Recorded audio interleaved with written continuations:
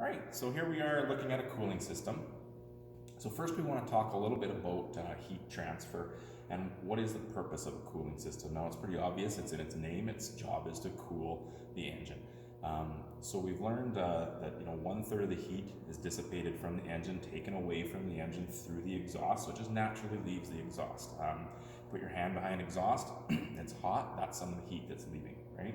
About another third of that heat is taken away by the oil system, right? So the oil gets pumped up, collects a bunch of heat on the parts, gets brought down to the pan, and that air moves over the pan. But we still have some heat left to deal with. So we have all the heat that, the other third of the heat that we have to get rid of. So where does that heat come from, right? Well, it comes from two places. One, combustion, right? So we have burning gas and air inside there. Obviously, that's generating a ton of heat. And friction, right? So all these moving parts. So we need to circulate either air or liquid around all those moving parts to take away the rest of that heat. Okay? So we talk about three different types of heat transfer: conduction, convection, and radiation.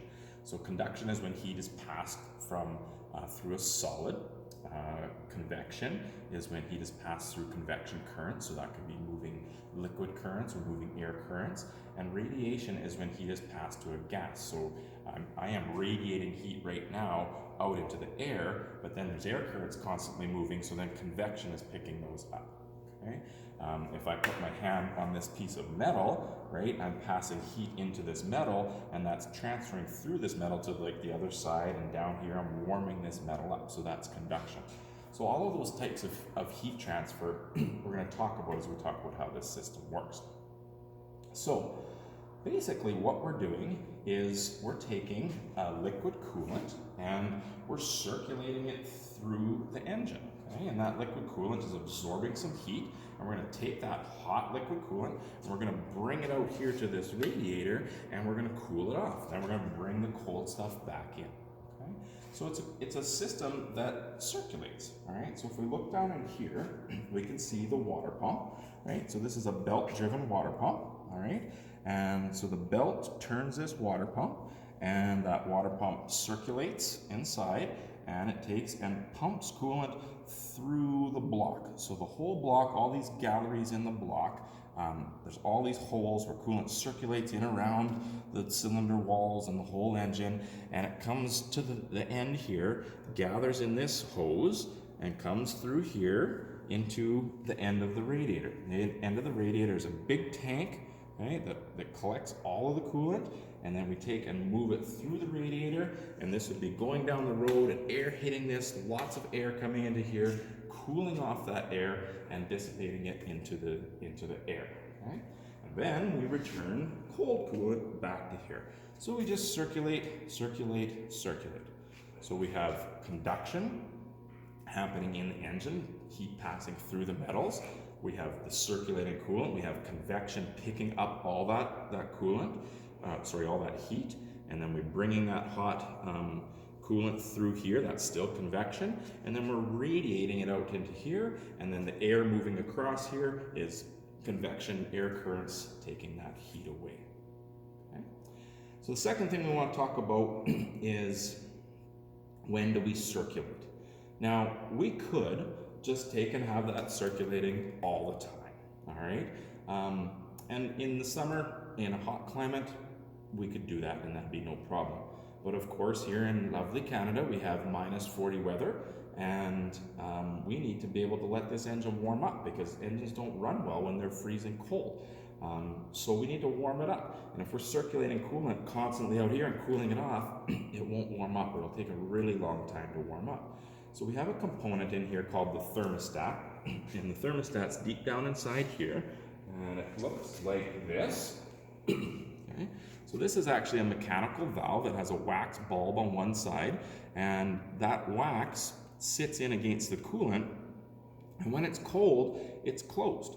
And so what happens is the water pump's pumping and it's circulating, but it hits this closed valve and it can't go to the radiator because it's cold. So it goes through a bypass and it circulates through this little bypass here and comes back. So we still get some circulation going through the engine, right? Now that's important If you think of warming up soup or something like that, right, and you turn on a burner, and if you don't stir that soup, you burn the bottom, right? And so if you stir it and move it around, the whole pot of soup warms up. So same kind of concept here. If we have all this hot heat, this burner, this combustion, we're going to get what we call localized overheating, and we're going to get like hot spots right in at the tops of the pistons, and the bottom might not be warming up, right? And when we might get overheating and engine damage in those hot spots, just like your soup pot burns and damages your pot. Okay, so we always want to stir the pot. So this water pump's always circulating. It's just now circulating through this bypass tube and coming back through here until it gets warm. When it gets warm, this wax bulb heats up, it grows, it opens this valve, and that allows the coolant to now flow through here. Okay, so we're constantly monitoring the temperature of the coolant. And once that's open, we have that normal system that I described. Now the third thing that we want to talk about how this works is what happens when it needs to absorb more heat. So we've warmed this up, thermostat's open, we've brought coolant out here, but this engine's so hot, it creates so much heat that we need this liquid to absorb more heat than it can in its natural state. So you know that if you heat a pot of water, it changes state, right? It goes to a gas when it boils. So it absorbs all the heat it can, and then the molecules break apart and changes, and it changes its state and it turns into a gas. So we don't want that to happen. We can't circulate gas through here. We can't boil this coolant. So we need to somehow figure out how each unit of coolant that's coming through here can absorb more heat than what it does at 100 degrees Celsius just as a water and coolant mixture.